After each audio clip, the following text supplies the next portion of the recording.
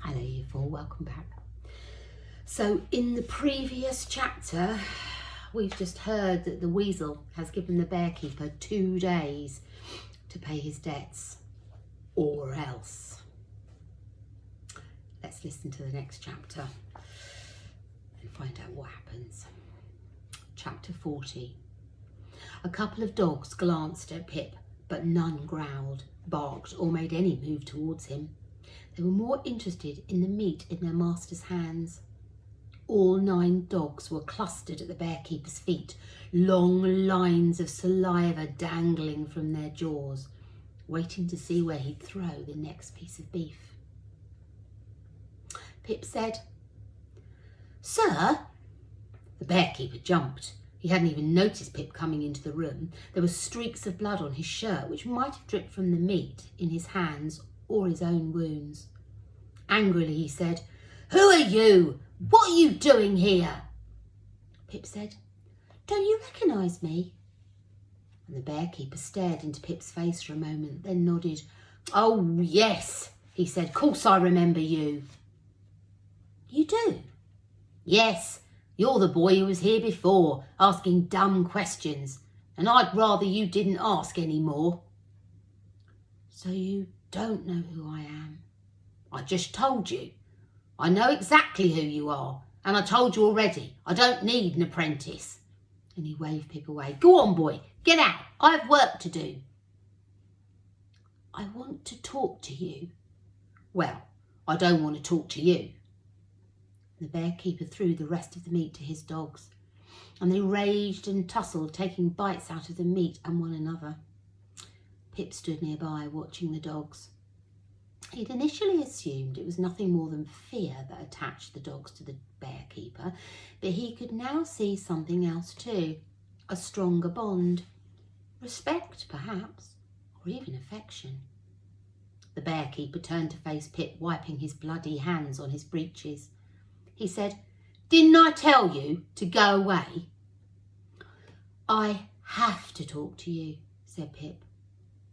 "Look, I work alone, and even if I needed someone to help me, I wouldn't have any money for wages." "It's not about that," repeated Pip. The bearkeeper stared at him. "Well then, what is it about?" Rather than answering, Pip reached down to his belt and pulled his knife from its leather scabbard. Seeing the blade, the bearkeeper stepped backwards. He said, "Don't you dare!" Pip didn't say anything. He felt very calm. There was no hurry. He held the knife in his right hand, stood his ground, and just waited to see what would happen next. "You've come to the wrong place," said the bearkeeper. "I don't have any money. I've got nothing." Pip just stood there, very still, holding the knife, neither moving nor speaking. And the bearkeeper raised his fists. Maybe he couldn't stop 4 thugs, but he could defend himself perfectly well against a boy. He said, "You'll do yourself a favour if you put that knife away and walk out of here. I won't come after you. Even if I see you in the street, I won't touch you. We'll just forget this happened. Now put it down, boy, and walk away." Without a word, Pip turned the knife around and offered it to the bearkeeper, handle first. The bearkeeper glanced at the knife, then at Pip, and he said, "What's this? What does this mean?" Pip didn't say anything. The bearkeeper was confused. He looked down at the knife, then slowly reached out and held it with both hands. He ran his fingers over the handle, feeling the 5-pointed star carved into the wood. Something changed in his face. He looked up. He said, "Who are you?" Pip said, Don't you know?"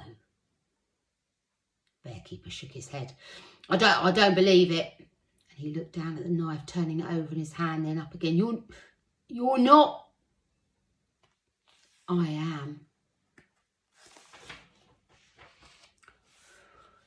"No, it's not possible. You don't look anything like him. How old are you?"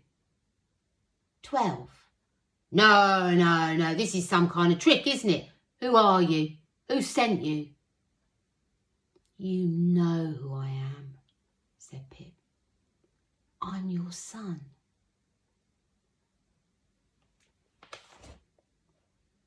Wow, that's the bit in the book we've been waiting for, isn't it? Wonder what the Bearkeeper's going to do now. Listen for the next chapter to find out. Bye for now, you four.